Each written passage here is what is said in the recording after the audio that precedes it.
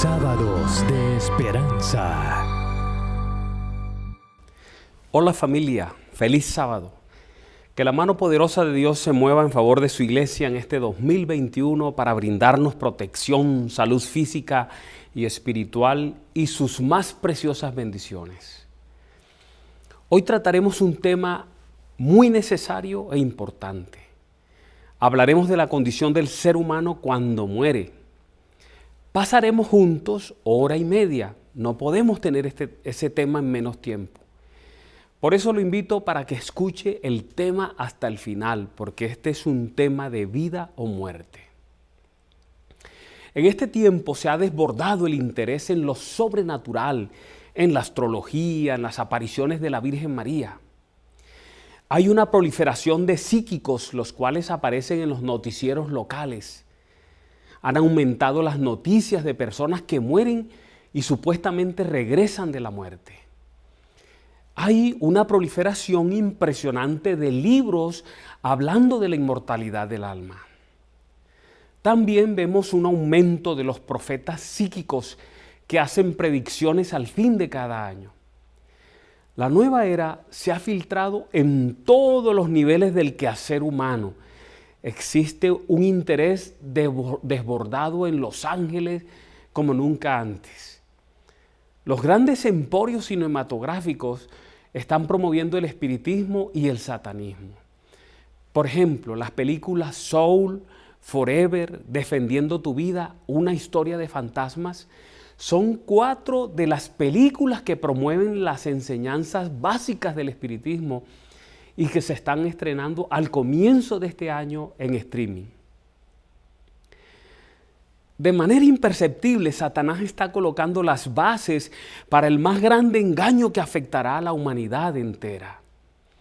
Dios nos advierte a través de su sierva sobre un punto que será clave para mantenerse firme cuando el final esté cerca. Ella escribió: vi que los santos deben obtener una comprensión cabal de la verdad presente, que deberán sostener por las Escrituras. Y note lo que ella dice: necesitan comprender lo referente a la condición de los muertos, porque aún les aparecerán espíritus de demonios que se darán por sus seres queridos y parientes y les enseñarán que el día de reposo ha sido cambiado y otras doctrinas ajenas a la Biblia.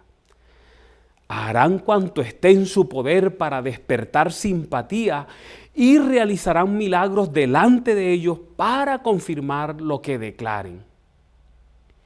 El pueblo de Dios debe estar preparado para resistir a estos espíritus con la verdad bíblica de que los muertos nada saben y que los que se les aparecen son espíritus de demonio.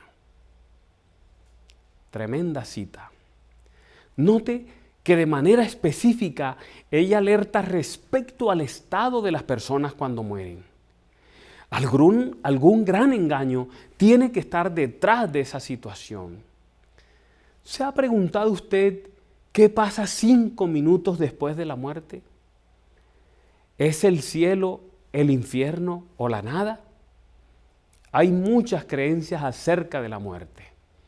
Si hiciera esta pregunta a gente de mi barrio, ¿qué pasa cuando usted muere?, de seguro obtendré la siguiente respuesta. Mi vecino hindú diría: su alma inmortal deja su cuerpo y en el futuro usted se reencarna como algo o alguien más. Usted puede ser una vaca, un sirviente, un hombre de negocios adinerado o un insecto. Depende de cómo usted trató a las personas en esta vida. Mi vecino católico diría: hay un alma inmortal que deja el cuerpo con la muerte y asciende al cielo si usted ha sido bueno, al purgatorio si usted no es tan bueno y al infierno si usted ha sido muy malo. Mi vecino protestante puede decir algo similar, pero puede omitir la idea sobre el purgatorio. En cambio, mi vecino secular y humanista podría decir: la muerte es el fin. Usted ha vivido una vez y eso es todo. Se termina y ya. Otros cristianos creyentes en la Biblia creen que la muerte es meramente un sueño hasta el día de la resurrección, cuando Cristo finalmente los llame a la vida. ¿Dónde podemos encontrar información creíble sobre el asunto de la muerte? ¿Pueden comunicarse los muertos con los vivos? ¿Es la suposición de tantas personas verdadera en cuanto a que hay un alma inmortal que sobrevive a la muerte corporal? Cuando yo era un niño viví una experiencia en casa que marcó el resto de mi vida. Nosotros nunca tuvimos la oportunidad de ver a nuestros padres discutiendo. Cuando había algo que molestaba a nuestro padre, él solo tomaba unos tragos y eso lo llenaba de valor para hablar con nuestra madre. No éramos cristianos aún. Cuando lo veíamos venir tambaleándose, sabíamos que había problemas, que seríamos enviados a dormir temprano. Ellos nos hacían acostar y entonces sacaban un par de mecedoras y se sentaban al fondo del patio. Allí conversaban hasta arreglar la situación que les molestaba. Una noche vimos llegar a papá con paso lento y tambaleante y entendimos lo que estaba pasando. Nos mandaron a dormir temprano y ellos se fueron al fondo del patio. Nosotros ya estábamos medio dormidos cuando escuchamos gritos y un tropel allá en el patio y nos imaginamos que por primera vez nuestros padres estaban peleándose. Entonces sentimos que corrían hacia la casa. El primero que entró fue mi padre. El estropicio fue descomunal, casi parten la puerta. Luego entró mi madre corriendo detrás de él. Pensamos que ella estaba persiguiendo a papá. Nos dormimos con esa impresión. Pero al otro día nos dimos cuenta de lo que pasó. Esa noche ellos se sentaron a conversar y cuando estaban charlando allí en el fondo del patio, arreglando el problema, repentinamente apareció alguien en medio de ellos. Era una dama que les dijo su nombre y le hizo un claro reclamo a mi padre. Supuestamente era la hermana fallecida de mi padre que les había aparecido. Ella le dijo: me prometiste un vestido azul y nunca me lo diste. Ahora debes comprarlo y llevarlo al cementerio y dejarlo sobre mi tumba. Ese día fuimos al mercado, compramos el vestido, lo llevamos al cementerio y lo dejamos sobre la tumba de la tía. Seguro usted se estará preguntando si eso es verdad, si la entidad que habló realmente era mi tía. Pues quiero que sepa que las enseñanzas del espiritismo dicen que sí. Por eso, en estos momentos vamos a mirar el espiritismo y su enseñanza básica. El espiritismo, hermanos y amigos, creció de manera notable por dos razones básicas. La primera, la dorada promesa de resolver uno de los misterios más apasionantes que intrigan la mente del hombre, el misterio de la muerte. Segundo, la promesa de hacer que los vivos puedan cruzar la aparente vedada frontera entre dos mundos para ponerlos en contacto con los muertos. Por supuesto, todo eso unido al hecho que el espiritismo habla de un proceso de perfeccionamiento permanente allá en el mundo de los espíritus que conduce a una inmortalidad cada vez más feliz. Hace que sus enseñanzas sean realmente atractivas y capte interés de las multitudes. Vamos a hablar de los misteriosos golpes de Hydesville en Nueva York. Era marzo de 1848 cuando en el apacible pueblo de Hydesville, estado de Nueva York, en los Estados Unidos, la familia de Juan Fox, que además de los padres se componía de dos hijas, Margarita de 15 años y Catalina de 12, comenzó a ser perturbada durante las noches por ruidos misteriosos cuyo origen se ignoraba. Algo interesante era que esos golpes daban las edades de los presentes, el número de hijos de cada persona y una serie de datos por el estilo. El autor de los golpes, usando un código especial, se comunicó con las muchachas manifestando ser el espíritu de un hombre de 31 años de edad cuyas iniciales eran CR, que había sido asesinado en esa casa 5 años atrás. dijo que el cuerpo había sido enterrado en el sótano de la casa. La familia excavó en el lugar y no encontró nada, pero unos meses después que se reanudaron las excavaciones, encontraron huesos, cabellos, dientes de un ser humano, de un hombre. Las niñas aprendieron a comunicarse con la fuente de los golpes y se convirtieron en médiums. Cuando una de ellas, Margarita, se mudó en Rochester con una hermana casada y Catalina en otra localidad, los golpes empezaron a ocurrir en los dos lugares. Esta se considera el origen moderno del espiritismo. Saben, esto ocurrió 4 años después del gran chasco del movimiento millerita. Eso significa que Elena White estaba viva. Respecto a estos golpes, Elena White predijo que este sería el origen del más grande engaño sobre la tierra. Ella escribió: vi que los golpes misteriosos de Nueva York y otros lugares provenían del poder satánico y que tales cosas se volverían cada vez más comunes y se revestirían de un manto religioso con el fin de inducir a los engañados a sentirse seguros y para desviar, si fuese posible, la atención del pueblo de Dios hacia ellas y hacerle dudar de las enseñanzas y del poder del Espíritu Santo. Esta visión, dice Elena G. de White, fue dada en 1849, hace casi 5 años. Las manifestaciones espiritistas se limitaban entonces mayormente a la ciudad de Rochester y eran conocidas como los golpes de Rochester. Desde aquel tiempo, esa herejía se ha difundido más allá de lo que cualquiera esperaba entonces. Unos años después, en 1892, había en los Estados Unidos 11 millones de seguidores del espiritismo.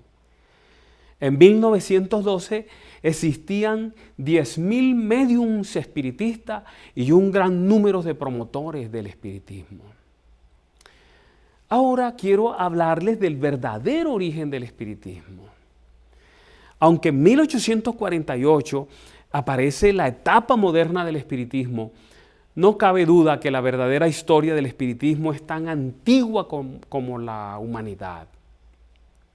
Veamos el reconocimiento de un investigador de los fenómenos paranormales, me refiero a Rawcliffe, quien en su libro Ilusiones y Desilusiones, en la página 14, escribió lo siguiente: existe en breve una continuidad histórica ininterrumpida, observable, entre las supersticiones del ocultismo de los tiempos pasados y el ocultismo más sofisticado que florece en el tiempo actual bajo los títulos eufemísticos de investigación psíquica, metafísica y parapsicológica.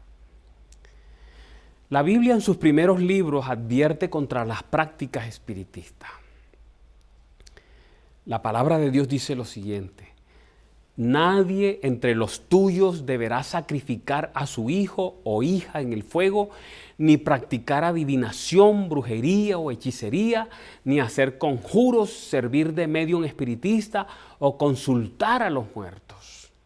Y mire la advertencia que se hace allí: cualquiera que practique estas costumbres se hará abominable al Señor, y por causa de ellas el Señor tu Dios expulsará de tu presencia a esas naciones. Allan Kardec, uno de los sacerdotes del espiritismo, reconoce lo siguiente: el espiritismo está fundado en la existencia de un mundo invisible formado de seres incorpóreos que pueblan el espacio y que no son otra cosa que las almas de los que han vivido en la tierra o en otros mundos donde han dejado su envoltura material, o sea, el cuerpo. Estos son los seres que denominamos con el nombre de espíritus. Nos rodean sin cesar y ejercen sobre los hombres, a pesar de estos, gran influencia. Es impresionante lo que este sacerdote dice. Y nosotros podemos preguntarnos, ¿es esa aseveración del espiritismo real? Saben, en el siglo V a.C., el historiador Heródoto escribió que los egipcios fueron los primeros en enseñar que el alma humana era inmortal. Pero Heródoto se equivocó, porque el primero en presentar a la humanidad esa falsa doctrina de la inmortalidad del alma humana con el fin de inducir a Adán y a Eva a pecar fue Satanás. Siglo antes de que este filósofo escribiera, Moisés, el historiador hebreo, que nació y fue criado hasta su madurez en Egipto, escribió por inspiración de Dios la historia verdadera de la creación del hombre.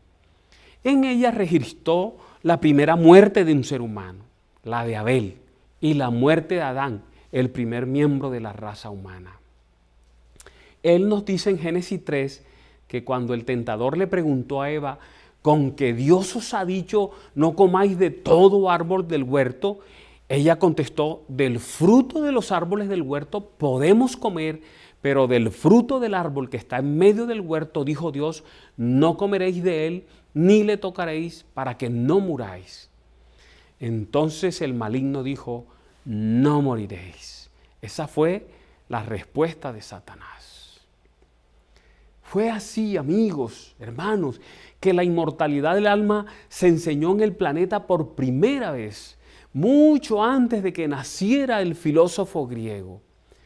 Esta es una falsedad expresada por el adversario en oposición directa a la declaración del Creador de que como resultado de la desobediencia el hombre de cierto moriría. El espiritismo enseña que el alma subsiste cuando una persona muere y que el espíritu sigue vivo al dejar el cuerpo. Por eso se hace necesario definir esos términos de alma y espíritu basados en la Biblia. Vamos a definir esos términos y comenzaremos con el término alma. La palabra alma proviene de dos vocablos hebreos del Antiguo Testamento. Note, dos del Antiguo Testamento, dos frases, dos palabras del Antiguo Testamento, nefesh y nishama. Y de un vocablo griego del Nuevo Testamento, sige o suje, como dicen algunos. Esas tres palabras, las dos hebreas del Antiguo Testamento y la una griega del Nuevo Testamento, en muchos pasajes bíblicos se traducen destacadamente como criatura, persona o vida. Eso significan esas tres palabras. Entonces, el alma viviente es el ser vivo, la persona viva, dotado de las facultades superiores, resultado de la unión del cuerpo con el espíritu, la chispa o soplo de vida que viene de Dios. El alma es una unidad viviente e indivisible. Algunos se molestan cuando le dicen individuo, no debiera molestarse porque realmente somos individuos. Es la unión del cuerpo y de lo que se llama espíritu. Ahora vamos a definir la otra palabra, el espíritu. Definimos alma, ahora definiremos espíritu. La palabra espíritu se traduce en el Antiguo Testamento del vocablo hebreo ruach o ruach, como dicen algunos, y en el Nuevo Testamento de la voz griega neuma. Esa palabra es conocida, ¿verdad? Y el sentido primario y básico de ambas palabras, la del Antiguo y Nuevo Testamento, es aliento, respiración. El espíritu entonces es la vida, es el soplo, es el aliento, es el proceso de respiración que mantiene vivo al ser humano. Es la corriente vital divina que el Creador hizo desprender de sí mismo para infundirla en el cuerpo a fin de darle vida. ¿Saben? Un detenido estudio de todos los 1626 textos bíblicos en que se utilizan las palabras alma o espíritu da por resultado las siguientes dos conclusiones fundamentales. La primera, en ninguna parte ellas se asocian al concepto de inmortal o inmortalidad. O sea, ninguna de las palabras anteriores aparece junto a la palabra inmortal o inmortalidad. Segundo, en ninguno de esos pasajes se indica que pueda existir un alma o un espíritu fuera del cuerpo o que se trate de una entidad inmaterial que se desprenda del cuerpo en oportunidad de la muerte para seguir actuando de forma consciente, o sea, que sepa, que piense, etc. Vamos a hacernos una pregunta ahora. ¿qué es la vida? Y también, ¿qué es la muerte? Empecemos por definir la vida. Si nosotros entendemos lo que pasó en la creación del hombre, podemos entender lo que pasa en la muerte. La Biblia dice en Génesis capítulo 2, versículo 7 lo siguiente: entonces Jehová Dios formó al hombre del polvo de la tierra, lo amasó, ¿verdad? Y una vez que el cuerpo está hecho, dice, y sopló en su nariz aliento de vida, y fue el hombre un ser viviente. Note usted en ese pasaje que Dios formó al hombre del polvo de la tierra. Es decir, hizo su cuerpo del polvo de la tierra, ¿correcto? Entonces, cuando el cuerpo ya estaba hecho sin vida, Él lo puso a funcionar. Él sopló en sus orificios nasales el aliento de vida, el poder de Dios. Y así el hombre, dice la palabra, se volvió un alma viviente. ¡Wow! No dice que Dios puso un alma inmortal en el hombre, dice que Dios formó al hombre del polvo de la tierra, soplando en sus orificios nasales el aliento de vida, y el hombre se volvió un alma viviente. El hombre llegó a ser un ser viviente, una persona viviente. De hecho, virtualmente todas las traducciones de la Biblia moderna traducen el texto hebreo con precisión como ser viviente o persona viviente. De modo que la fórmula sería la siguiente, ustedes la están observando: polvo, el cuerpo está hecho de polvo, y unido al espíritu, a ese proceso que Dios echó a andar, que es el que nos mantiene vivo, que tú no dominas de paso, da como resultado un ser vivo como el que están viendo aquí, como usted mismo, un alma viviente, una persona viviente. Adán se volvió un ser viviente o una persona viva. Usted puede ver, un alma viviente es una persona viva. Suponga usted que va al supermercado y cuando vuelve a casa usted le dice a su cónyuge, no había ni un alma allí. O sea, estaba sola el supermercado, el éxito, cualquiera. Y entonces su consorte graciosamente le contesta, oh, me alegro de que no había ningún alma allí, porque eso me habría asustado. Él sabe, cuando usted dice alma, que usted quiere decir que no había ni una sola persona en ese lugar. Usted lo hace muy a menudo, se asoma y dice, no se ve un alma. La Biblia nunca dice que una persona tiene un alma como si fuera una entidad separada que nosotros poseemos.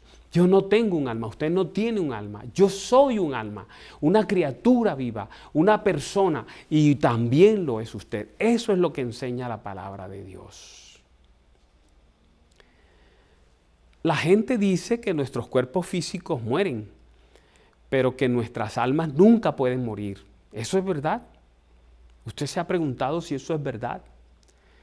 Dios dice simplemente que sí puede morir y que lo hacen, que se mueren. Miren, en Ezequiel 18, allí en el versículo 4 y 20 dice, el alma que pecare, esa morirá. El cuerpo, la persona que pecare, esa morirá.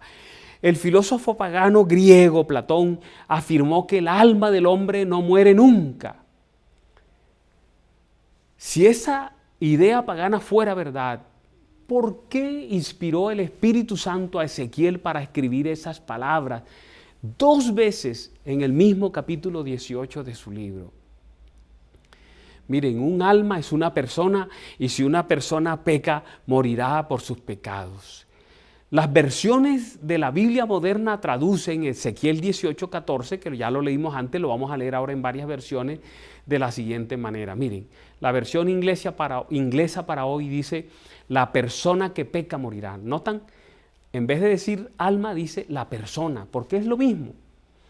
Otra versión dice de una manera bastante interesante, es la Biblia viviente, dice, es por los propios pecados de un hombre que él morirá. Note, no habla de alma, habla de un hombre.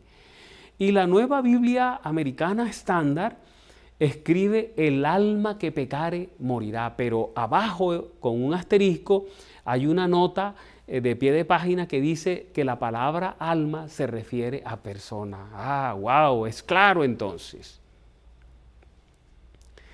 La palabra de la Biblia, alma, también puede significar vida. Por ejemplo, Jesús enseñó en uno de los momentos de su vida en esta tierra lo siguiente. Él dijo, porque todo el que quiera salvar su vida, esa palabra vida también se podría traducir como alma. Porque todo el que quiera salvar su vida la perderá, y todo el que pierda su vida por causa de mí la hallará. Porque ¿qué aprovechará al hombre si ganare todo el mundo, y ojo lo que dice allí, y perdiere su alma? La palabra que traducen aquí como alma es la misma que arriba fue traducida como vida.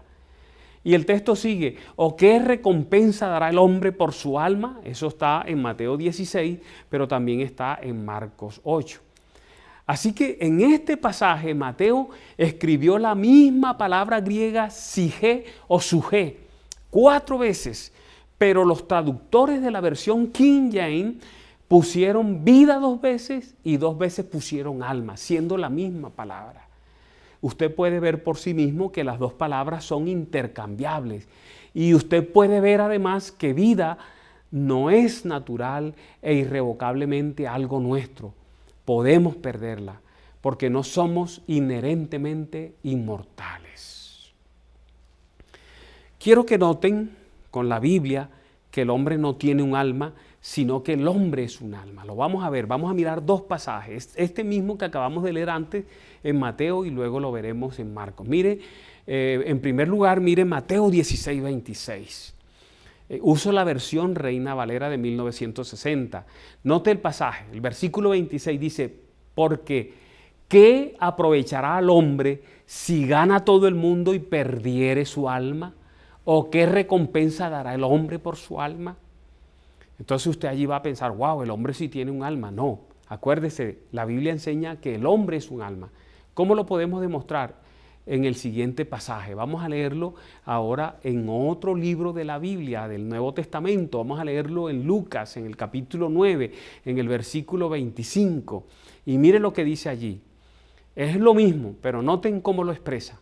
Pues, ¿qué aprovecha el hombre si gana todo el mundo? Notan, es lo mismo, pero mire lo que dice, y se destruye o se pierde a sí mismo, ¿ven? Ya no dice alma, sino dice él mismo, su cuerpo, su ser, su vida, ¿ven?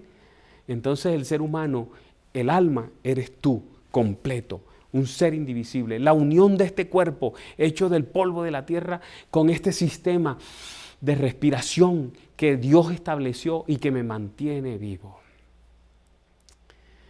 Vamos a hacernos un interrogante y lo vamos a responder bíblicamente, por supuesto.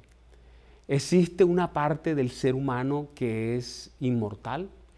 La mejor manera de responder esa pregunta es a través de la Biblia, así que vamos a la evidencia textual. Solo hay 5 textos en la Biblia que usan la palabra inmortal o inmortalidad. Increíble, ¿verdad? 5 nada más. Todos esos pasajes son escritos por el apóstol Pablo, la misma persona, así que no se puede contradecir. El primer pasaje, vamos a mirarlo, 1 Timoteo 1:17, mire lo que dice. Por tanto, al Rey de los siglos, inmortal, invisible, al único y sabio Dios, sea honor y gloria por los siglos de los siglos. Amén. Wow, magnífico texto, ¿cierto? Aquí se aplica la expresión inmortal a Dios únicamente. El segundo pasaje está en Romanos capítulo 2, versículo 7. Dice, vida eterna a los que perseverando en bien hacer buscan gloria y honra e inmortalidad. Note que aquí se refiere a los seres humanos, pero dicen que los seres humanos buscan la inmortalidad. Si la tienen que buscar es porque no la tienen, porque no la poseen, porque no les pertenece. Deben buscarla. Más adelante veremos la forma como hay que buscarla. Ahora vamos a 1 Corintios 15, el tercer texto, 53-54. En el versículo dice 53, porque es necesario que esto corruptible, hablando de este cuerpo, miren, porque es necesario que esto corruptible se vista de incorrupción, esto mortal, este cuerpo mortal, se vista de inmortalidad. Y cuando esto corruptible se haya vestido de incorrupción y esto mortal se haya vestido de inmortalidad, entonces se cumplirá la palabra que está escrita, sorbida es la muerte en victoria. Este pasaje muestra el momento en que algunos seres humanos recibirán, se les concederá la inmortalidad. porque no la tienen. Somos mortales, somos corruptibles y algún día el Señor nos hará inmortales, nos hará incorruptibles. Hay un precio que pagar. Ahora vamos a mirar 1 Timoteo 6:16. Y note este pasaje maravilloso, dice, el único que tiene inmortalidad, que habita en luz inaccesible, a quien ninguno de los hombres ha visto ni puede ver, al cual sea la honra y el imperio sempiterno. Amén. ¡Qué magnífico pasaje! Asevera que el único que tiene inmortalidad es el Señor Jesucristo. Y el último pasaje, 2 Timoteo 1:10 dice, pero que ahora ha sido manifestada por la aparición de nuestro Salvador Jesucristo, el cual quitó la muerte y sacó a la luz la vida y la inmortalidad por el Evangelio. ¿Se da cuenta cómo se recibe la inmortalidad? A través de Jesucristo, a través del Evangelio. Muestra que es a través del Evangelio que el ser humano puede tener acceso a la inmortalidad. Amén, alabado sea el nombre de Dios. No hay otra forma, no hay otra manera. Acabamos de ver entonces la evidencia textual, ¿verdad? Podemos entonces obtener las siguientes conclusiones de esos pasajes. Lo primero, en ninguno de esos pasajes se le atribuye al hombre la inmortalidad como una facultad que es propia de él, que es natural, que es inherente. En uno de los textos se alude a los seres humanos que deben buscar la inmortalidad. Por lo tanto, no la poseen, no son dueños de ella, no es natural para ellos, no es inherente en ellos. Tercero, se declara que el único que posee inmortalidad es Cristo Jesús. Y algo muy importante es que ninguno de los textos, en ninguno de ellos se relaciona la palabra inmortal o inmortalidad con el concepto de alma o espíritu. Nunca en la Biblia aparecen las dos mezcladas. Por el contrario, en varios lugares de la Biblia dice que el alma muere. Lo acabamos de leer en varias versiones. Ezequiel 18:4 lo volvemos a hacer. He aquí que todas las almas son mías, dice Dios. Como el alma del Padre, así el alma del Hijo es mía. El alma que pecare, esa morirá. En otras palabras, Dios dice, todos los seres humanos son míos. Y si se vuelven pecadores, se mueren porque la paga del pecado es muerte, ¿lo recuerdas? Pero hay un texto todavía más diciente que está en Salmo 22, 19 al 21, y dice lo siguiente: mas tú, Jehová, no te alejes, fortaleza mía, apresúrate a socorrerme. Y mira el versículo 20, dice, libra de la espada mi alma. La espada le puede hacer daño al alma. Claro, tú me pones una espada, me la hundes y me matas. Y mire lo que dice, del poder del perro libera mi vida. Note, las dos palabras están en paralelo, las dos frases. La primera dice alma, la segunda dice vida, para mostrarnos a qué se refiere David. Dice, con la espada me quitan la vida. ¿Sí ves? Eso es. Y entonces sigue diciendo él, sálvame de la boca del león y líbrame de los cuernos de los búfalos. La Biblia entonces nos muestra que no existe en el hombre un espíritu o un alma inmortal por naturaleza, sino que lo que la Biblia designa con ese nombre, alma o espíritu, se puede morir y puede ser destruido. Lo acabamos de leer. Ahora vamos a hacer otra pregunta. ¿Qué ocurre cuando una persona muere? ¿Qué pasa cuando nos morimos? Cuando Adán fue creado, Dios formó su cuerpo del polvo de la tierra, lo leímos en la Biblia, y luego sopló el aliento de vida o espíritu en sus orificios nasales y comenzó este proceso que nos mantiene vivos. Si este proceso de respirar se detiene, nos morimos. Y Él se convirtió en una persona viviente. Según la Biblia, lo opuesto ocurre cuando viene la muerte. Vamos a leerlo en el libro de Eclesiastés. Dice allí, y el polvo, hablando del cuerpo, vuelva a la tierra como era. Y el espíritu, este proceso, vuelva a Dios que lo dio. Eso es la muerte. La muerte es la división de los dos elementos. La vida es la unión de los dos elementos. El cuerpo y el sistema respiratorio que Dios nos dio, los dos se le llama espíritu.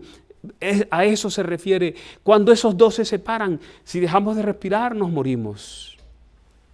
Así que el cuerpo va a la tierra y el espíritu vuelve a Dios que lo dio. Y podemos preguntarnos, ¿qué es eso que regresa a Dios? Regresa el espíritu, regresa el aliento, regresa el alma. ¿Qué es lo que regresa? Bueno, la Biblia no dice nunca que el alma se remonta a Dios. Eso no lo dice nunca. Porque para que el alma se fuera para Dios, tendría que irse el hombre con el cuerpo entero y en vida, porque cuando el hombre se muere deja de ser un alma. La separación de los dos elementos termina con la vida, deja de ser un ser viviente o un alma viviente. Aquí es donde las personas cometen un error. Ellos no entienden lo que el espíritu es. ¿Es el espíritu algo que piensa? ¿Es algo que está consciente, que sabe, que anda por ahí pendiente de las cosas que nos ve? La palabra espíritu viene de la misma raíz que otras palabras que pertenecen a respiración o aliento, como inspirar o respirar. Dijimos, cuando hablamos de los términos, cuando definimos términos, que en el Nuevo Testamento la palabra griega para espíritu es neuma. ¿Recuerdan? Neumático, ¿recuerdan? Esa palabra neuma nos da palabras como neumonía, pulmonía, enfermedades respiratorias, o la palabra neumático, el que tiene los carros. O sea que esa palabra describe algo que es llenado con aire. Pero vamos a escuchar a la Biblia definir qué es el espíritu que vuelve a Dios. Esa fue la pregunta que hicimos. ¿Qué es lo que va allá al cielo? ¿Qué es lo que va a Dios? Que vuelve a Dios. Miren, en el idioma hebreo del Antiguo Testamento hay una figura literaria que se llama paralelismo. Ahorita lo vimos en el Salmo que leímos. En esa figura de paralelismo, lo que se dice en la primera frase, en la primera línea, es explicado en la segunda frase, es definido en la segunda frase. ¿Recuerdan el texto de Salmo donde David decía, con la espada matan mi alma, no dejes que el perro termine con mi vida, alma vida? A eso se refería. Vamos a ver cómo Job nos los muestra también. Mire lo que dice Job. Que todo el tiempo que mi alma, ahí está la primera línea, menciona la palabra alma, que todo el tiempo que mi alma está en mí, o sea, mientras estoy vivo, está diciendo Job, note lo que dice, segunda línea, ahí está el paralelo y explica, haya hálito de Dios en mis narices, haya aliento de Dios, haya sistema respiratorio que Dios guía y establece en mí mientras esté vivo. De modo, amigos y hermanos, que el espíritu es igual o lo mismo que el aliento, que este proceso de respiración. Porque Dios respiró en el hombre el aliento de vida. Dios respiró en el hombre su espíritu dador de vida. Cuando un hombre se muere, ¿qué es lo que vuelve a Dios? El aliento de Dios o el poder de Dios, esa chispa de vida regresa a Dios. Santiago en el Nuevo Testamento nos los dice. El cuerpo sin el espíritu está muerto. Si tú te tapas la nariz y no respiras, te mueres. A eso se refiere. Así es como describimos la muerte hoy nosotros. Nosotros decimos, Él se murió, o Él expiró, o Él dio su último aliento. De modo que el cuerpo sin el aliento de Dios está muerto, porque a la muerte el Espíritu de Dios o su aliento vuelve a Él, porque Él fue quien lo dio. Ahora vamos a meternos en otro tema. ¿Cuál es la condición de la persona cuando muere? Ese espíritu, ese aliento, ese sistema respiratorio que cesa, que dice que vuelve a Dios, que fue quien nos los dio en principio y como le pertenece a Él tiene que regresar, no es algo que esté vivo, que piense, no es una entidad consciente que sobrevive a la muerte. Puesto que la Biblia dice que el polvo vuelve a la tierra de donde era, podemos asumir que el aliento del Espíritu vuelve a Dios, que fue quien lo dio también. El polvo se tomó de la tierra, vuelve a la tierra. El Espíritu vino de Dios, vuelve a Dios. El espíritu de Adán no era consciente antes de que Dios lo creara, soplando en sus orificios nasales. No es que Dios tenía ahí una un canasto lleno de espíritu, hizo el cuerpo de Adán y entonces dijo, bueno, venga para acá, y le metió uno de esos espíritus que él tenía ahí consciente. O le dijo, espíritu, ven aquí, entra aquí. No, así no fue. Dice que Dios sopló, ¿verdad?, aliento en sus narices.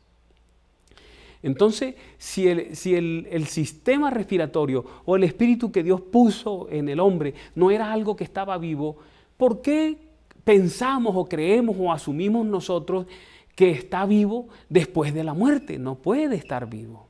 No estaba vivo antes, no puede estar vivo después. Ningún estudiante de la Biblia debe creer en la persistencia del alma humana o de la persona antes de la vida en la tierra. Eso es un concepto completamente pagano. La palabra de Dios prohíbe específicamente cualquier idea de conciencia después de la muerte. Entonces, ¿qué pasa con nosotros cuando nuestro aliento vuelve a Dios? El salmista escribió, David escribió, pues sale su aliento, ojo con eso, sale el aliento y vuelve a la tierra. ¿Qué vuelve a la tierra? El cuerpo. Y dice David, en ese mismo día perecen sus pensamientos. Estamos hablando de la condición del hombre, del ser humano cuando está muerto. Acabamos de ver ahí por ese pasaje que no saben nada, que no piensan, que se muere y se mueren los pensamientos. ¿Puede un hombre muerto pensar? Lo acabamos de ver. La Biblia dice que el día que él se muere, también se mueren sus pensamientos. Y Salomón dice de una manera clara, mírelo cómo lo expresa él en el libro de Eclesiastés. Porque los que viven saben que han de morir, pero los muertos nada saben. Hermano, los muertos no saben, amigos, los muertos no saben nada. Los muertos sencillamente están muertos con todo respeto. La Biblia enseña que la muerte no es sino un sueño que dura hasta la segunda venida de Cristo. Más de 50 veces los escritores de la Biblia describen la muerte de forma consistente como un sueño. En otras palabras, mientras el hombre está muerto, duerme un sueño inconsciente. Escribiendo bajo inspiración, el salmista David oró a Dios diciéndole lo siguiente, que yo no duerma el sueño de la muerte. David sabía que la muerte era un sueño. Después, el escritor de Primera de Reyes dice lo siguiente, llegaron los días en que David había de morir, y note, y durmió, iba a morir y durmió David con sus padres y fue sepultado en su ciudad. De esta manera nos damos cuenta que el hombre mientras está muerto está dormido, completamente dormido. Un sueño que terminará cuando Jesús venga por segunda vez. El propio Jesús habló de la muerte como un sueño. Cuando su querido amigo Lázaro se enfermó en un pueblo cercano, el maestro dijo lo siguiente, nuestro amigo Lázaro duerme, mas voy para despertarle. Estaba hablando de la muerte, pero lo comparó con un sueño. Cuando las personas mueren van a dormir y esperan la voz de Jesús, que es el dador de la vida. Ya no hay más dolor, ya no hay más sufrimiento, ya no hay más preocupaciones. Es como si nosotros descansáramos en los brazos de Jesús hasta que Él nos toque en el hombro nuevamente y diga, despierta, hijo mío, es tiempo de irnos a casa. Pero de pronto usted dice, pastor, a mí me gusta pensar siempre que mi madre está en el cielo y que me mira desde arriba hacia abajo. Eso a mí me hace sentir bien. O puede que otro diga, pastor, me gusta pensar que mi papá me mira y me cuida desde el cielo y que se siente orgulloso de mí. Pues, qué triste desencantarlo, pero mire lo que la palabra de Dios dice. La palabra de Dios nos muestra que los que se mueren no tiene que ver con sus familias. Vamos a ver, Job ayuda a que nosotros entendamos que los muertos no saben lo que le pasa a sus familiares o amigos. Mire cómo lo dice él. Sus hijos tendrán honores, se graduarán de la universidad, de bachillerato, de lo que sea, lo ascenderán de puesto, pero mire lo que dice, pero él no lo sabrá, o serán humillados y no entenderá de ellos. Wow. Si lo pensamos bien, comprenderemos que la manera de Dios es la mejor. Supongamos que una madre se murió y que ella tiene un alma consciente, inmortal y que está en el cielo. Supongamos que ella puede mirar hacia abajo y puede ver todo lo que pasa en la tierra, en su casa, aquí en la tierra, a sus hijos. Que ella vea a su hijo en la guerra, que vuela en una misión de combate, es piloto, que los enemigos apuntan sus armas y vuelan su helicóptero y él cae. Él es tomado prisionero de guerra y torturado. ¿Piensa usted que una madre en el cielo estaría feliz, estaría contenta viendo cómo sus hijos sufren, viendo cómo es asaltada una hija o cualquier otra cosa? ¿Ustedes creen que el cielo sería bueno de esa manera? El cielo no sería bueno de esa manera. O piense en un pequeño muchacho de 6 o 7 años que está jugando a la pelota y que la pelota corre hacia la calle y entonces él sale para alcanzarla y de repente viene un automóvil que acelera calle abajo y está listo para atropellar al niño. Si su madre está consciente de todo y está allí en el cielo, ella de allí gritaría desesperada: por favor, deténganse. ¿Sería bueno el cielo si fuese así? Piense en la madre muerta cuyo hijo está en las drogas y ella lo ve tendido en una callejuela, vuelto una piltrafa. ¿Esa madre no lloraría al ver esto? ¿Y ustedes creen que el cielo sería un lugar así de angustia, de desespero, de llanto, de sobresalto? O piensen en un marido que ya murió y que mira hacia abajo, está pendiente de la esposa que dejó aquí en la tierra y ve que ella se enferma, es diagnosticada con un cáncer terrible y comienza a verla sufrir, a llorar, a gritar de dolor y él no puede hacer nada. ¿Ustedes creen que el cielo sería bueno de esa manera? Dios es misericordioso y la manera de Dios es mejor. Se lo puedo decir que es mejor. Por eso la Biblia lo dice ahí en Eclesiastés: los que aún vivimos sabemos que un día habremos de morir, pero los muertos ya no saben nada ni esperan nada y muy pronto son olvidados. Con la muerte, dice la palabra de Dios, se acaban los amores, los odios, las pasiones. Y esto es más impresionante, dice, y su participación en todo lo que se hace en esta vida. Los muertos no tienen ya que ver más nada con lo que está sobre la tierra. La manera de Dios es que cuando usted se muere, usted duerme sanamente, es un descanso callado en los brazos de Jesús, usted está seguro y cuando Jesús viene a despertarlo de nuevo, el dolor del corazón de la tierra y el sufrimiento se habrá acabado para iniciar una nueva era, una era donde no habrá más muerte, ni llanto, ni dolor, dice la palabra de Dios. Nuestros amados que han ido al descanso no están conscientes del paso del tiempo, amigos y hermanos. Ellos no ven a ese niño abusado, ellos no ven al chofer bebido que atropelló a esos niños, ellos no ven a ese hombre que viene a casa y golpea a su esposa. La manera de Jesús es mucho mejor, sin lugar a duda. Escucha a Salomón decirlo: porque los que viven saben que han de morir, pero los muertos nada saben. ¿Qué piensa entonces usted de un cristiano, de un creyente que va al cementerio y se para ante una tumba a hablar supuestamente con el ser querido que está ahí sepultado? ¿Lo había pensado antes?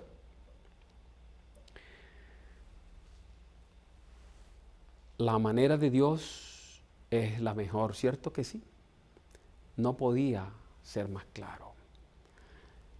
Miren, ¿qué más ocurre mientras el hombre está muerto? Los que se mueren no alaban a Dios, hay que alabarlo ahora vivo. El que no ha aceptado a Jesús como su Salvador personal, este es el tiempo de aceptarlo. Ahora que hay vida, ahora cuando nos asedia este virus que ha llevado tantos seres humanos a la muerte, ahora hay que aceptar a Jesús. Si tú mueres sin haber aceptado a Cristo Jesús, que es el que tiene la vida eterna, serás muerto eternamente.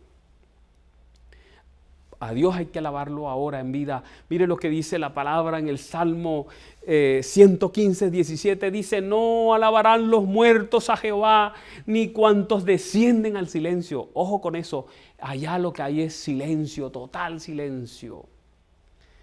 Sin embargo, usted sabe que si usted muriera e inmediatamente se fuera al cielo, usted alabaría al Señor allá, ¿cierto? La Biblia dice los muertos no saben nada. La Biblia dice los muertos entonces no alaban al Señor porque no van al cielo. Ahorita vamos a ver dónde quedan ellos mientras están muertos. Pero miren, esto es importantísimo lo que les voy a mostrar ahora. Usando el capítulo 7 de Job, versículo 8 al 10, le voy a mostrar, ahí dice claramente que los muertos no regresan, que los muertos no salen. Mire cómo lo expresa: hoy me ves, pero mañana ya no, me buscarás, pero ya no estaré aquí. Los que bajan a la tumba ya no vuelven a subir, nunca más regresan a su casa, son como las nubes, desaparecen y se pierden para siempre. ¡Qué texto tan tenaz! Pero entonces, seguro que ustedes como yo se hacen la pregunta, pero ¿y entonces a dónde va la gente mientras está muerta? ¿En dónde permanecen? Supongamos que permitimos que la vida sea representada construyendo un cajón. O sea, digamos que la vida es un cajón. Usted coge un cajón hecho de tablas y clavos. Esa es la vida, ese cajón. Yo necesito clavos y tabla para construir el cajón, así como Dios necesitó polvo de la tierra y aliento de vida, ¿verdad? De esa manera Dios hizo al ser humano. Entonces vamos a suponer nosotros que así como Dios usó el Espíritu, digamos que el Espíritu de Dios, ese aliento, son los clavos y fue soplado en el cuerpo las tablas, ¿verdad?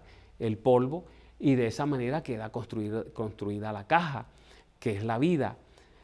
Unimos las tablas con los clavos y se forma una caja, que es la vida. ¿Qué le pasa al cajón si yo quito los clavos y aparto los clavos de la caja? ¿Qué queda? Por un lado quedan los clavos y por otro lado quedan las tablas. Ya no hay cajón, por lo tanto ya no hay vida. Es lo mismo que ocurre con el cuerpo.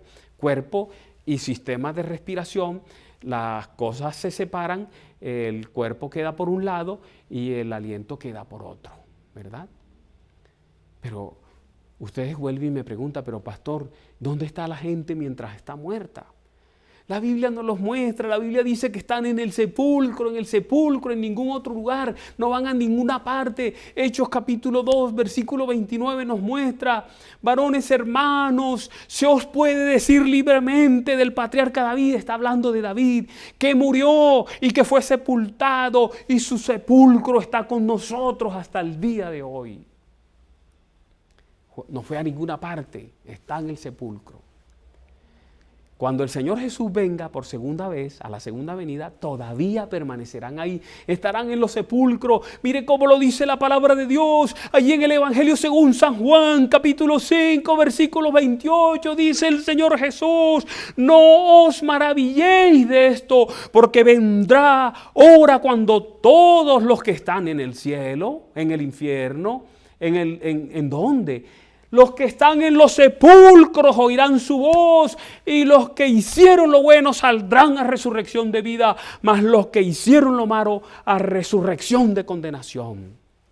Están en el sepulcro. Ahí no dice que están en el infierno, que están en el purgatorio, que están en el limbo. No, Señor, dice, están en los sepulcros. Cuando Jesús venga por segunda vez y lleve a cabo la gran resurrección para levantar los muertos, los sacará del sepulcro, no los tomará del aire de ningún otro lugar. Y saben, hay algo interesante que la Biblia nos muestra. Como están en los sepulcros, los que ya están muertos, nos muestra que todos los muertos reciben el premio al mismo tiempo. ¿Cuál premio? Vamos a ver, miren esto es importantísimo. Vamos a Hebreos 11, Ustedes saben que Hebreo habla de todos los héroes de la fe.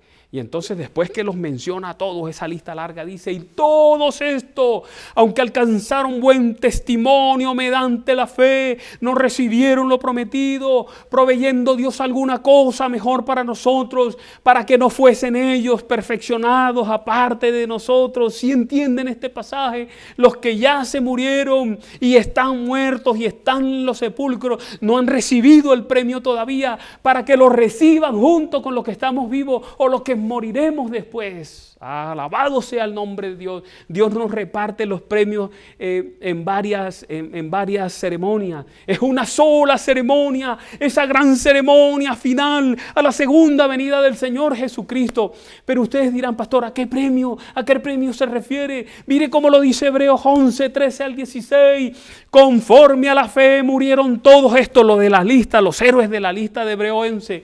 Dice, todos estos murieron sin haber recibido lo prometido, sino mirándolo de lejos y creyéndolo y saludándolo y confesando que eran extranjeros y peregrinos sobre la tierra. Y el versículo 14 es aclarante, porque los que esto dicen claramente dan a entender que buscan una patria, el premio es una patria, pues si hubiesen estado pensando en aquella de donde salieron, ciertamente tenían tiempo de regresarse, pero anhelaban una patria mejor, esto es celestial, por lo cual Dios no se avergüenza de llamarse Dios de ellos, porque les ha preparado una ciudad. El premio es una ciudad. El premio es la patria celestial que se hará realidad en la segunda venida, después de la resurrección, como lo registra el apóstol allí en Primera de Tesalonicenses, porque el Señor mismo, con voz de mando, con voz de arcángel y con trompeta de Dios, descenderá del cielo, y los muertos en Cristo resucitarán primero. Note, ahí está el primer grupo. Luego nosotros, los que vivimos, los que hayamos quedado, seremos arrebatados juntamente con ellos en las nubes para recibir al Señor en el aire, y así estaremos siempre con el Señor. Alabado sea nuestro gran Dios.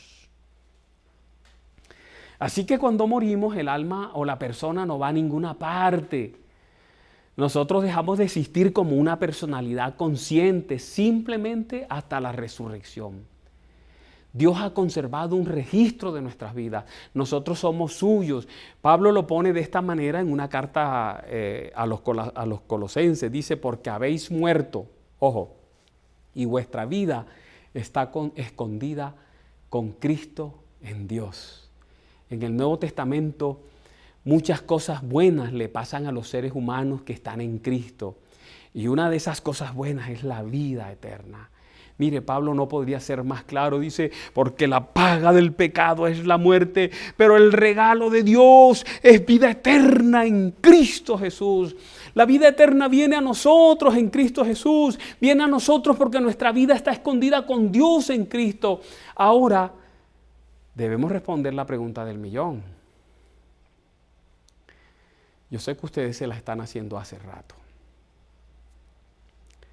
¿Cuál es la pregunta del millón? ¿Quiénes son las entidades que se aparecen y dicen ser nuestros familiares muertos? ¿Quién se le apareció a mi padre y mi madre esa noche en el patio de la casa para pedir un traje azul? Esa es la pregunta del millón. Vamos entonces a identificar a los muertos vivientes.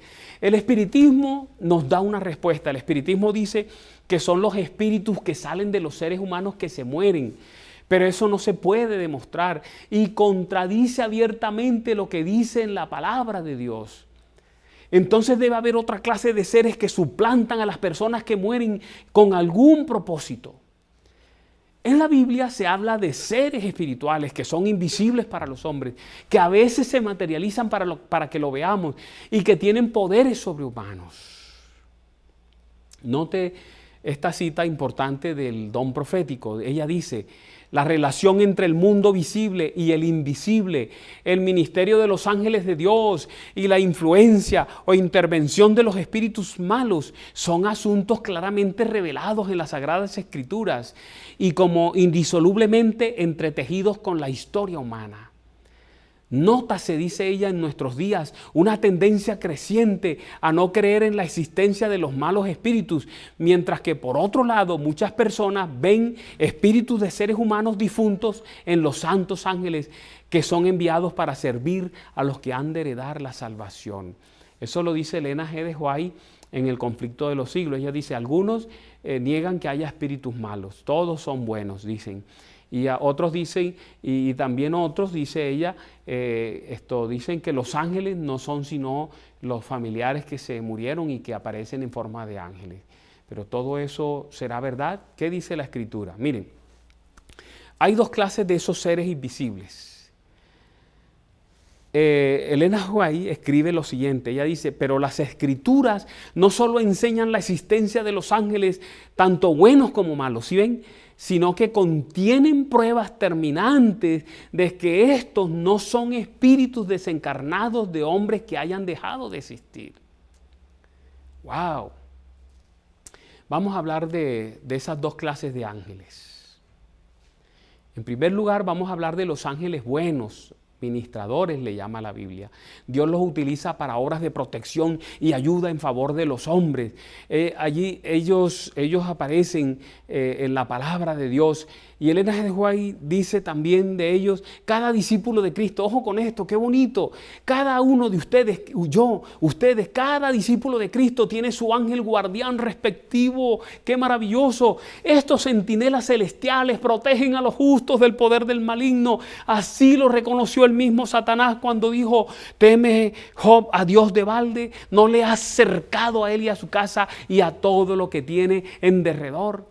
El medio de que Dios se vale para proteger a su pueblo está indicado en las palabras del salmista. El ángel de Jehová acampa en derredor de los que le temen y los defienden. Alabado sea el Señor. Esos ángeles son seres espirituales, son espíritus. La Biblia lo dice. En Hebreos 1:7 dice, pues, ¿a cuál de los ángeles dijo Dios jamás, siéntate a mi diestra hasta que ponga a tus enemigos por estrado de tus pies? Y mire lo que expresa, ¿no son todos espíritus ministradores enviados para servicio a favor de los que serán herederos de la salvación? Esos ángeles que son espíritus fueron creados por Dios. La Biblia lo dice. Note Colosenses 1:16. Porque en Él fueron creadas todas las cosas, las que hay en los cielos y las que están en la tierra, visibles e invisibles, sean tronos, sean dominios, sean principados, sean potestades. Todo fue creado por medio de Él y para Él. Y Él es antes de todas las cosas y todas las cosas en Él subsisten. Los ángeles fueron creados por Dios. Los ángeles no son espíritus desencarnados, es decir, no son los espíritus de las personas que mueren, que quedan andando por ahí. No, Señor. ¿Sabe por qué? Porque antes de que muriera Abel ya había ángeles. Oh, wow, lo habías visto así. Antes de que muriera la primera persona sobre la tierra ya había ángeles. Mire cómo lo dice Elena G. de White.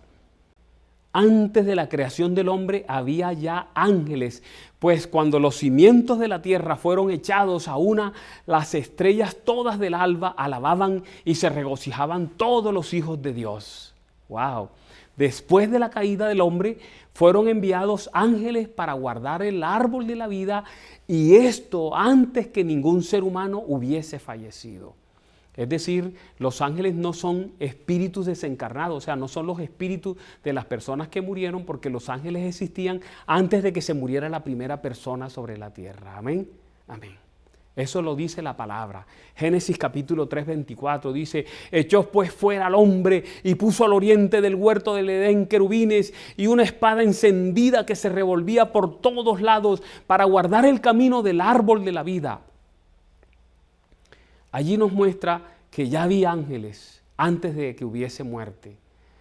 Antes del pecado ya estaban los ángeles ahí.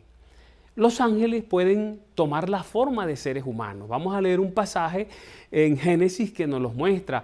Allí dice, llegaron pues los dos ángeles a Sodoma a la caída de la tarde, dos ángeles, y Lot estaba sentado a la puerta de Sodoma, y viéndolos Lot se levantó a recibirlos y se inclinó hacia el suelo y dijo, ahora mis señores, os ruego que vengáis a casa de vuestro siervo y os hospedéis y lavaréis vuestros pies, y por la mañana os levantaréis y seguiréis vuestro camino. Y ellos respondieron, no.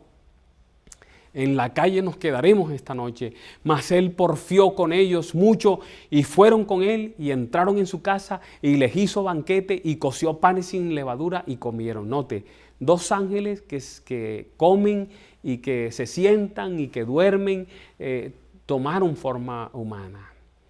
Los ángeles son superiores a los seres humanos. La Biblia lo expresa. Ahí en Salmo 8 dice, digo, es David hablando, ¿qué es el hombre para que tenga de él memoria? Y el hijo del hombre para que lo visites. Le has hecho poco menor que los ángeles y lo coronaste de gloria y honra. El hombre es menor que los ángeles son más poderosos que los seres humanos. Hay varias clases de ángeles, hay serafines, hay querubines, hay ángeles comunes. Estos ángeles de los que hemos hablado son benéficos y trabajan para Dios en favor del hombre. El Salmo 34:7 lo dice, el ángel de Jehová acampa alrededor de los que le temen y los defienden. También llevan registros minuciosos de todas nuestras acciones. Cada ser humano tiene un ángel acompañante. Mírelo allí en Mateo 18:10. Dice allí, mirad que no menospreciéis a uno de estos pequeños, porque os digo, note, que sus ángeles en los cielos ven siempre el rostro de mi Padre que está en los cielos. ¡Wow! ¡Qué magnífico! Van y vienen a la tierra los ángeles nuestros acompañantes. Ahora vamos a hablar de la segunda clase de ángeles. Hablamos de los buenos, que son espíritus ministradores. Ahora vamos a hablar de los ángeles, que son espíritus de demonios. Son ángeles caídos que se unieron a Satanás, al ángel rebelde, y participaron de un movimiento de rebelión contra el gobierno de Dios. Se levantaron contra Dios. Apocalipsis 12 dice, después hubo una gran batalla en el cielo. Miguel, Jesús y sus ángeles luchaban contra el dragón, que es el diablo, y luchaban el dragón, y sus ángeles. Había convencido una parte de los ángeles. Esos ángeles rebeldes son muchos y están aquí en la tierra. La Biblia lo dice, Apocalipsis 12, y su cola arrastraba la tercera parte de las estrellas del cielo. La tercera parte de los ángeles se dejó convencer de Satanás. Y los ángeles son millones y millares, dice la palabra de Dios. Y entonces mire lo que dice, y las arrojó sobre la tierra, y el dragón se paró frente a la mujer que estaba para dar a luz, a fin de devorar a su hijo tan pronto como naciese. Y note, y fue lanzado fuera el gran dragón, la serpiente antigua que se llama Diablos y Satanás, el cual engaña al mundo entero, fue arrojado a la tierra. Y ojo, y sus ángeles fueron arrojados con él. Son ángeles malos, satánicos, rebeldes, son secuaces de Satanás y están aquí en la tierra. Y la Biblia dice que no son amigos con nosotros, no nos dejemos engañar de nadie. Son poderosos enemigos de la raza humana. Mire cómo lo registra el apóstol allí en Efesios capítulo 6, porque no tenemos lucha contra sangre y carne, sino contra principados, contra potestades, contra los gobernadores de las tinieblas de este siglo, contra huestes espirituales, note, de maldad en las regiones celestes. Son invisibles. Son espirituales, pero de vez en cuando se materializan, toman forma de manera fugaz. El pasaje que leímos en Efesios 2 lo dice, porque no tenemos lucha, dice, contra sangre y carne, seres así como nosotros. No, dice contra huestes espirituales de maldad que están en las regiones celestes. Esos ángeles son impostores, son mentirosos, suplantan a los seres fallecidos. Ya que Eclesiastés 9 dice, porque los que viven saben que han de morir, pero los muertos nada saben, ni tienen más paga porque su memoria es puesta en olvido. También su amor, su odio, su envidia fenecieron ya. Y note lo que dice ese pasaje, y nunca más tendrán parte en todo lo que se hace debajo del sol. Quiere decir, no vuelven más a la tierra. Tiene alguien, algún ser que hacerse pasar por esos seres queridos nuestros que mueren. Ok, algo importante de los ángeles, tanto los buenos como los malos, se trasladan a una velocidad increíble. Note este pasaje, Daniel está orando, miren, aún estaba hablando en oración cuando el varón Gabriel, a quien había visto en la visión al principio, volando con presteza, vino a mí a la hora del sacrificio de la tarde y me hizo entender y habló conmigo diciendo, Daniel, ahora he salido para darte sabiduría y entendimiento. Y note, al principio de tus ruegos se dio la orden y yo he venido para enseñártela porque tú eres muy amado. Entiende pues la orden y entiende la visión. Wow, miren, Daniel empezó a orar y enseguida mandaron al ángel. Y no había terminado Daniel de orar y ya el ángel estaba ahí. Y miren lo que dice Elena G. de White para que vean ustedes la velocidad que tienen los ángeles. Elena White dice, como mensajeros de Dios iban y volvían, note, a semejanza de relámpagos, como los relámpagos. No como el trueno es el sonido, relámpago, la luz que se hace, ¿verdad? Y note lo que dice, tan deslumbradora es su gloria y tan veloz su vuelo. El ángel que apareció en la tumba del Señor y cuyo aspecto era como un relámpago y su vestido blanco como la nieve, hizo que los guardias temblaran de miedo y quedaran como muertos. Todos sabemos que el relámpago se mueve a la velocidad de la luz, o sea, unos 300 kilómetros por segundo. 300 kilómetros por segundo. ¡Wow! Eso es así. Los ángeles pueden vivir dentro de otros cuerpos. Pueden vivir dentro de cuerpos humanos o de cuerpos animales. Los ángeles buenos, aunque pueden entrar en un cuerpo, no lo hacen. Es que ni siquiera el Espíritu Santo entra en un cuerpo si la persona no está de acuerdo. Miren cómo expresa Elena G. de White esta verdad. Ella dice que ciertos hombres hayan sido poseídos por demonios está claramente expresado en el Nuevo Testamento. Las personas afligidas de tal suerte no sufrían únicamente de enfermedades cuyas causas eran naturales. Cristo tenía conocimiento perfecto de aquello con que tenía que habérselas y reconocía la presencia y acción directa de los espíritus malos. El Señor Jesús reconoce que los ángeles malos existen y que toman posesión de los seres humanos. Vamos a ver un pasaje de la Biblia para probar esto que acaba de decir Elena G. de White y que yo acabo de aseverar. Miren, allí en Lucas 8 dice, y arribaron a la tierra de los Gadarenos, ¿recuerdan los endemoniados Gadarenos? Que está en la ribera opuesta a Galilea. Al llegar él a tierra, vino a su encuentro un hombre de la ciudad endemoniado desde hacía mucho tiempo y no vestía ropa ni moraba en casa, sino en los sepulcros. Y le preguntó Jesús diciendo, ¿cómo te llamas? Y él dijo, Legión, porque muchos demonios habían entrado en él. Y le rogaban que no los mandase ir al abismo. Y los demonios salidos del hombre entraron en los cerdos y el hato se precipitó por un despeñadero al lago y se ahogó. Toman los cuerpos de los hombres y de los animales, sin pedir permiso. Yo quiero que recuerden entonces la advertencia que leímos al comienzo. ¿Recuerdan la advertencia? La voy a leer una vez más. Es el peligro que nos acecha, amigos y hermanos. Vi que los santos deben obtener una comprensión cabal de la verdad presente, que deberán sostener por las Escrituras. Te tienes que defender con la Biblia. ¿Y qué dice Elena G. White que necesitamos? Necesitan comprender lo referente a la condición de los muertos, porque aún les aparecerán espíritus de demonios que se darán por sus seres queridos y parientes y les enseñarán que el día de reposo ha sido cambiado y otras doctrinas ajenas a la Biblia. Harán cuanto esté en su poder para despertar simpatía y ¿cómo lo harán? Miren, realizarán milagros delante de ellos para confirmar lo que declaren. Y por eso dice, el pueblo de Dios debe estar preparado para resistir a estos espíritus con la verdad bíblica de que los muertos nada saben y que los que se les aparecen son espíritus de demonios. Hermanos y amigos, miren, esto es muy importante. ¿De qué manera creen, si tú sabes que los muertos nada saben, que al final del tiempo puedes ser engañado por los espíritus? ¿De qué manera? Vamos a suponer algo. Acaba de morir tu padre y tú estás adolorido y están en el funeral todos allí. De pronto, allí en medio de todos aparece un tío que había muerto 2 años atrás y dice, hola a todos, no se asusten, vengo de parte de Dios. No se asusten, vengo de parte de Dios. Soy el espíritu de su tío. Dios me mandó aquí para decirle algo. Miren, ustedes son adventistas muchos años. Su papá también murió siendo adventista, murió engañado. Y ustedes están engañados y Dios no quiere que se pierdan.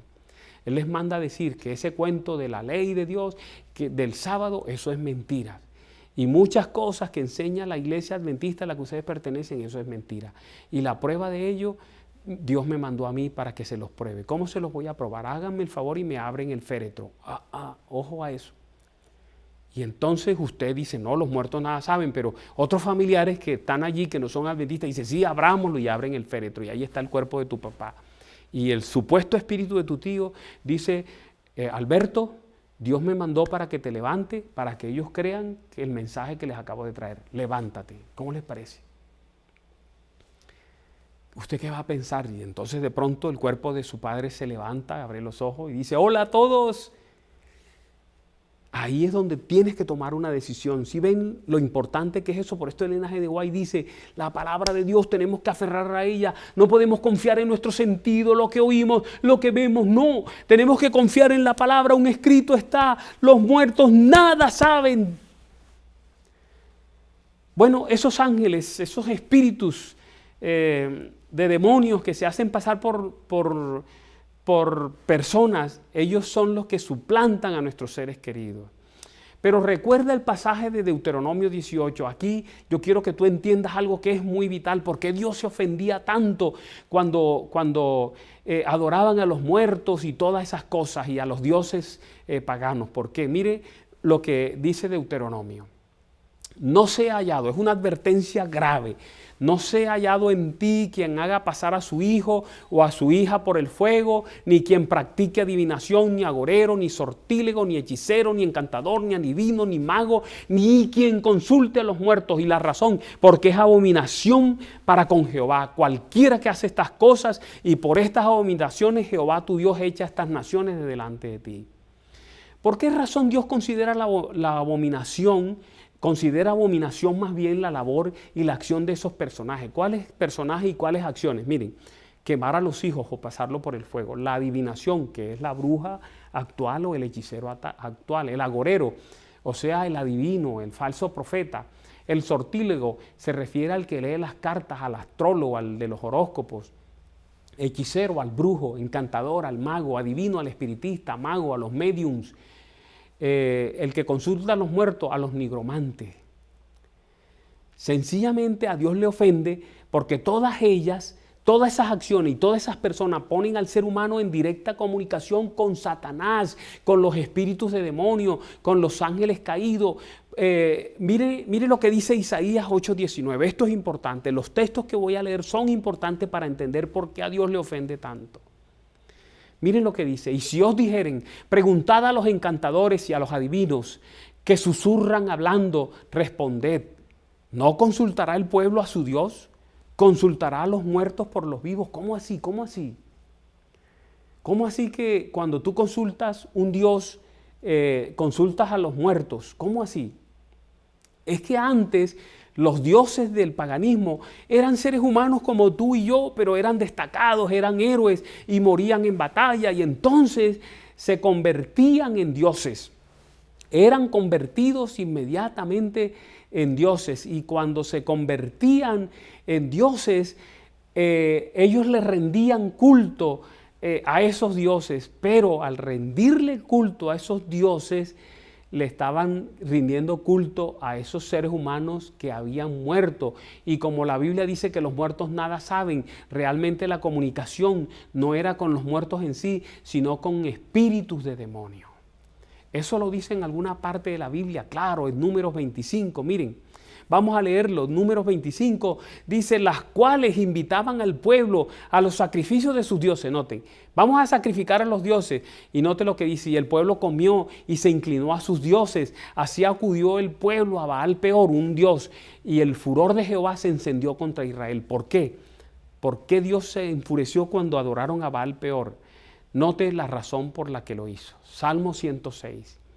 Note, se unieron a sí mismos a Baal Peor. Ojo, y comieron los sacrificios de los muertos.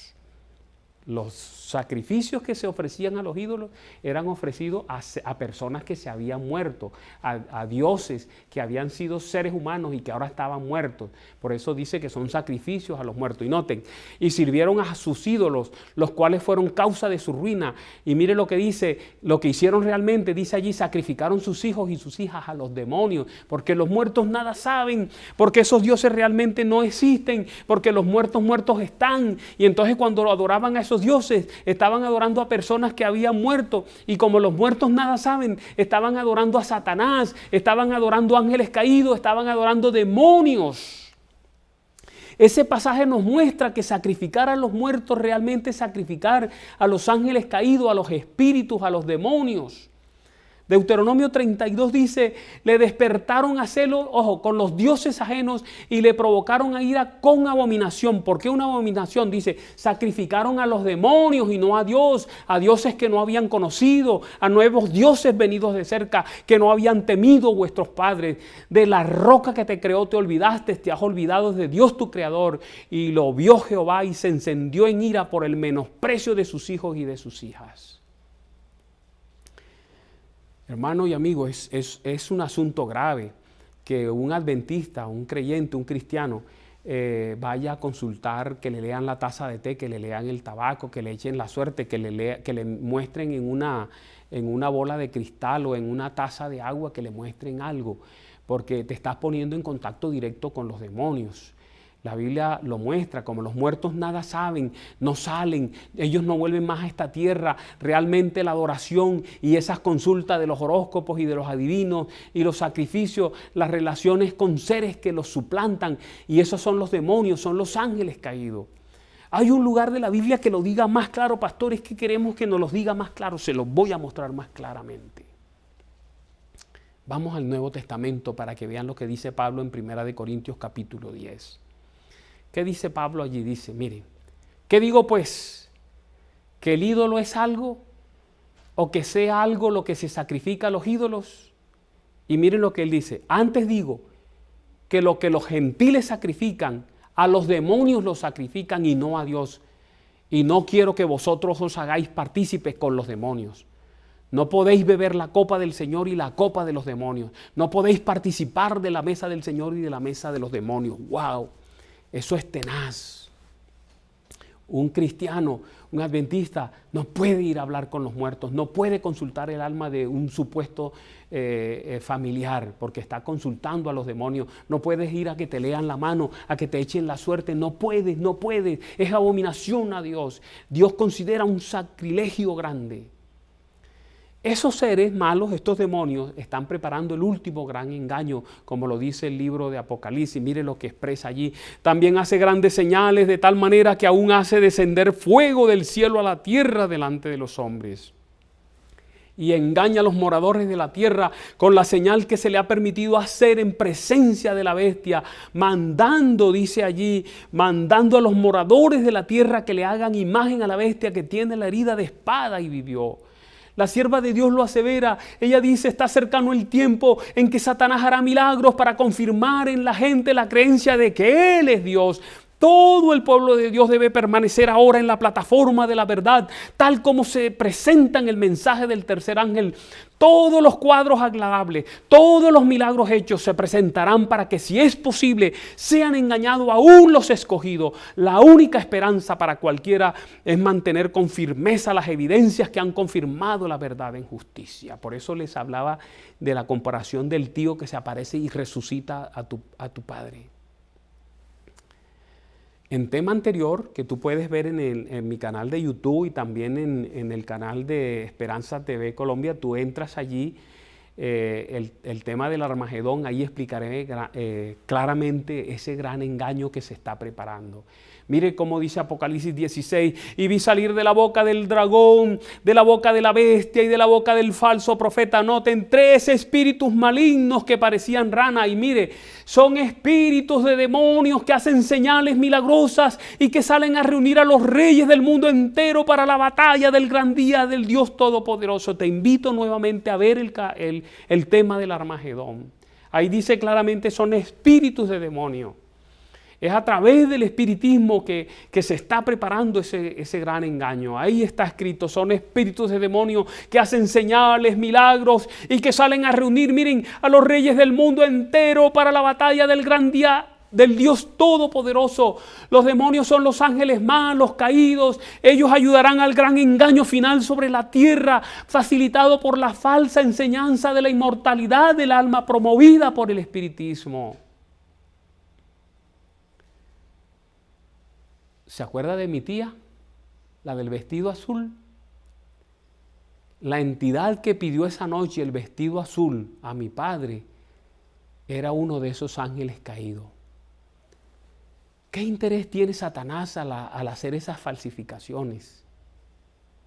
¿Saben? que en algunas sesiones espiritistas le han preguntado a algunos de esos espíritus sobre el objetivo que ellos tienen y miren lo que han respondido. Ellos dicen, nuestro propósito es unir a la humanidad en armonía y, ojo, convencer a los escépticos de la inmortalidad del alma. Y al buscar en la página de los espiritistas de España su objetivo, encontré algo interesante y es muy parecido a lo que los espíritus dicen en sesiones espiritistas. Mire lo que dice esa página referente al espiritismo. Dice allí, viene a traer al hombre, el espiritismo viene a traer al hombre las respuestas existenciales más importantes que pueda tener. En vez de ir a buscar a la Biblia, en vez de buscarla a Dios, en vez de buscarla en la iglesia, la buscas en los espíritus, en los muertos. Dice allí, muestra de una forma razonada el espiritismo el porqué de tantos dolores y sufrimientos. La Biblia dice dónde se originó el mal, en apariencia injusto que asedian la vida de muchos en este planeta. El espiritismo está tratando de reemplazar la palabra de Dios, pero sobre todo al traer la certeza en la inmortalidad del alma y al mostrar las consecuencias de nuestras acciones, viene a guiar al hombre hacia un camino de perfección moral y de felicidad venidera que se puede sentir desde el preciso instante en que nos dedicamos a amar. Señores, eso es lo que Jesús hace. El espiritismo viene a reemplazar a Dios, viene a reemplazar a Cristo, viene a reemplazar la labor. Dios ha dejado guía clara y segura para la humanidad, su santa palabra, el Espíritu Santo. Este detalle es clave entenderlo. Miren, esto no lo olviden nunca. El hombre está sujeto a la muerte. El hombre fue creado sujeto a la muerte.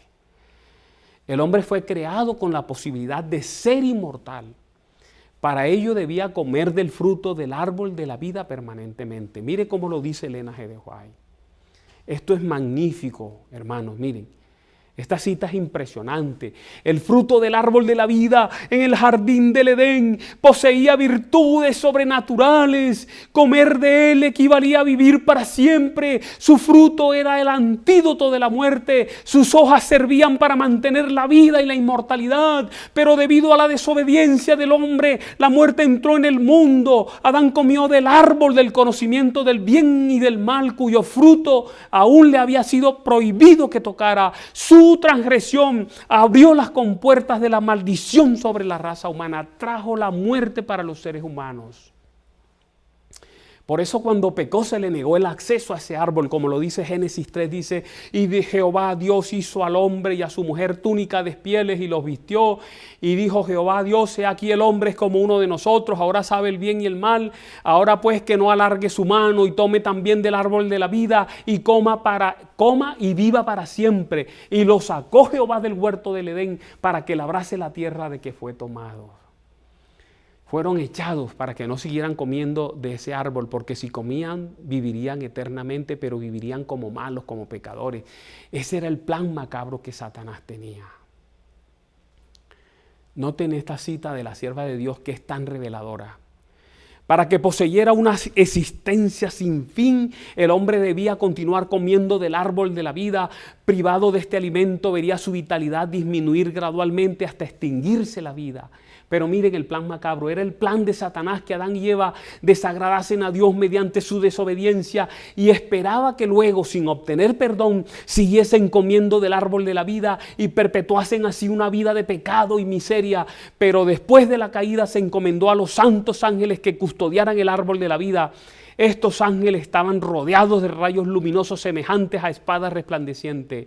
A ningún miembro de la familia de Adán se le permitió traspasar esa barrera para comer del fruto de la vida. De ahí que no exista pecador inmortal. Alabado sea el nombre de Dios. Se dan cuenta, no hay inmortalidad. No hay inmortalidad, no hay árbol de la vida. No pudieron comer los descendientes de Adán y Eva, no pudieron comer. Ellos se volvieron mortales. Adán murió, Eva murió. Y sus hijos murieron más rápido. Por eso ustedes ven que los primeros, los que estaban cerca del árbol de la vida, vivieron muchos años, pero a medida que pasaba el tiempo descendían los años hasta morir completamente. La sierva de Dios, Elena White, escribe el acto capital. Ella dice, El engaño capital. Ella escribe: el acto capital que coronará el gran drama del engaño será que el mismo Satanás se dará por el Cristo. Hace mucho que la iglesia profesa esperar el advenimiento del Salvador como consumación de sus esperanzas. Pues bien, el gran engañador simulará que Cristo habrá venido. En varias partes de la tierra Satanás se manifestará a los hombres como un ser majestuoso de un brillo deslumbrador, parecido a la descripción que del Hijo de Dios da San Juan en el Apocalipsis. La gloria que les rodee superará cuanto hayan visto los ojos de los mortales. El grito de triunfo repercutirá por los aires. Cristo ha venido, Cristo ha venido. O sea, habrá gente, mucha gente que será engañada. Y ella es clara diciendo en qué consistirá ese gran engaño. Ella dice: está acercando el tiempo en que Satanás hará milagros, ven, para confirmar a través de esos ángeles caídos de los demonios, para confirmar en la gente la creencia de que Él es Dios. Todo el pueblo de Dios debe permanecer ahora en la plataforma de la verdad, tal como se presenta en el mensaje del tercer ángel. Todos los cuadros agradables, todos los milagros hechos se presentarán para que, si es posible, sean engañados aún los escogidos. La única esperanza para cualquiera es mantener con firmeza las evidencias que han confirmado la verdad en justicia. Recuerda el ejemplo que te puse: tu padre muerto y el espíritu de tu tío viene a resucitarlo y lo resucita delante de ti, y tú tienes que elegir: ¿es verdad lo que me dice o es mentiras? Satanás tiene un interés claro: unir a la humanidad a través del espiritismo para el gran engaño final. Cuando se acerca la hora final, se une, lo vimos en el tema del Armagedón, la confederación de religiones falsas con la confederación de naciones y políticas, y el resultado es una unidad de todas las instituciones públicas, nacionales, políticas y religiosas. En esto jugará papel importante el espiritismo. Pero si yo los dejo a ustedes así, nomás, y no les muestro cuál es la solución que el cielo tiene para la muerte, estaría haciendo mal. Por eso voy a terminar mostrándole la solución del cielo para la muerte. Hermanos, amigos, porque Cristo rompió las ataduras de la tumba, porque Jesús entró en la tumba y salió de ella triunfante, usted y yo no necesitamos tener miedo a la muerte. Pablo lo canta: ¿dónde está, oh muerte, tu aguijón? ¿Dónde, oh sepulcro, tu victoria? El propio Cristo quitó el aguijón trágico de la muerte y nos dio la victoria sobre la tumba. La resurrección es la salida, es la solución que Dios nos ofrece. El Cristo que conquistó la muerte tomará nuestra mano y nos guiará. El Cristo que resucitó a Lázaro de los muertos nos resucitará de los muertos. La muerte no es sino un sueño, un dormir sin soñar hasta la venida de Cristo Jesús nuestro Señor. No necesitamos llorar y lamentarnos por nuestros amados como otros que no tienen esperanza, dice el apóstol. Sí, hay una pérdida emocional, seguro que sí. Nuestros corazones están rotos si un amado muere, pero la Biblia dice que nuestro Señor vendrá. La Biblia dice que las tumbas se abrirán y usted y yo podemos tener la convicción absoluta que aunque nuestros seres amados y nosotros mismos entremos en la tumba, Cristo nos sacará de la muerte a la vida eterna. Amén. Por eso Pablo promete: tampoco queremos, hermanos, que ignoréis acerca de los que duermen. No ignoréis, no estéis confundidos por la mentira de Satanás de que el alma es inmortal. No aceptéis la vieja idea pagana de la inmortalidad natural. No ignoréis, porque si usted es ignorante, usted será engañado. No se aflija como los otros que no tienen esperanza. Y entonces Pablo sigue diciendo en el versículo 16 de ese pasaje: porque el Señor mismo, con voz de mando, con voz de arcángel y con trompeta de Dios, descenderá del cielo, y los muertos en Cristo resucitarán primero. El Cristo que murió, el Cristo que ofrece perdón, el Cristo que puede transformar su vida, es el Cristo que entró en la tumba y salió victorioso, el conquistador de la muerte. Buenas noticias: las manos de su bebé que perdió, ese bebé pequeño que murió después de nacer, pueden tocar sus mejillas de nuevo. Usted puede ver la sonrisa de nuevo en la cara de ese hijo o hija que perdió. Usted puede echar sus brazos alrededor de esposo o esposa y puede mirar de nuevo en los ojos de ese cónyuge que perdió. Usted puede oír las palabras de nuevo de ese padre, de esa madre, de ese hijo, de ese hermano, pero todo eso ocurrirá después de la resurrección. La muerte no es el fin. La muerte no es el final del camino. La muerte es solo un sueño, es un momento, es un pestañear de un ojo, porque no hay ningún conocimiento del paso del tiempo en la muerte. La Biblia dice entonces, luego nosotros, los que vivimos, los que hayamos quedado, seremos arrebatados juntamente con ellos. Alabado sea el Dios eterno. Nosotros vamos al cielo cuando Jesús venga, ya sea vivo o resucitado. Todo está enfocado en la Biblia, en el grandioso y glorioso evento de la segunda venida de nuestro Señor Jesucristo. Alabado sea su santo nombre. La bendición de Dios para cada uno de ustedes y seres queridos. Jehová te bendiga y te guarde. Jehová haga resplandecer su rostro sobre ti y tenga de ti misericordia. Jehová alce sobre ti su rostro y ponga en ti paz. Amén.